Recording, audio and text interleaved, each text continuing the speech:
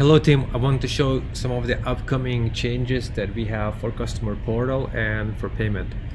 So one of the flows is that we want to introduce payments. Basically, our customers are going to be able to take payments, and the current flow, there's no such current flow, but what we're thinking about is that if you have Card Connect, you can connect to that account, and if you don't have any payments, then you can sign up for Card Connect, and we're going to use Card Connect form.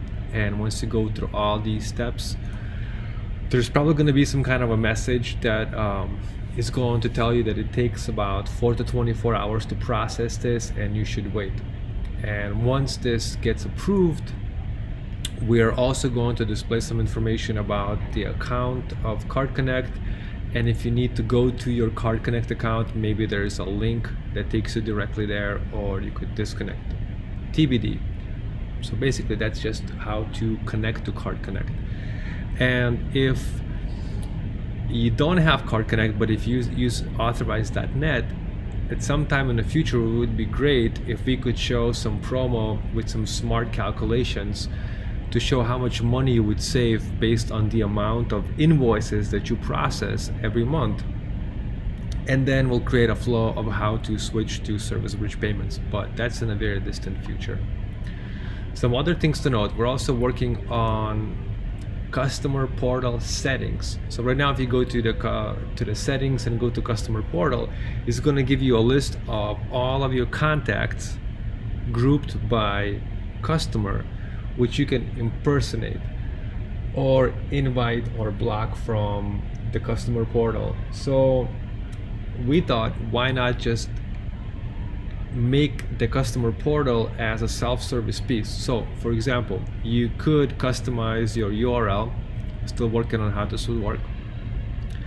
Might have some welcome language about how great this is, and you should also be able to customize all of these options in your customer portal. So we'll have to talk to the dev team to see what is feasible when it comes to creating all these options as a self-service versus in admin 2 or the new admin. So what other things are we thinking about? Well, on the customer screen, you should be able to take a payment that will take you to the existing screen with a couple changes. So now the credit cards are going to be stored, or you can save it for later, or you can pull a saved credit card and then process that payment. Under contacts, you should also be able to impersonate the contact that will take you to the customer portal, and also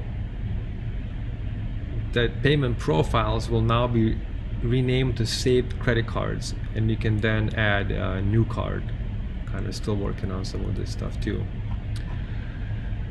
And from the customer perspective, we're working on the customer portal. So here the changes, the minimal changes for V1, we're thinking about splitting the jobs into work orders and estimates. So under view jobs, you'd have all the job list.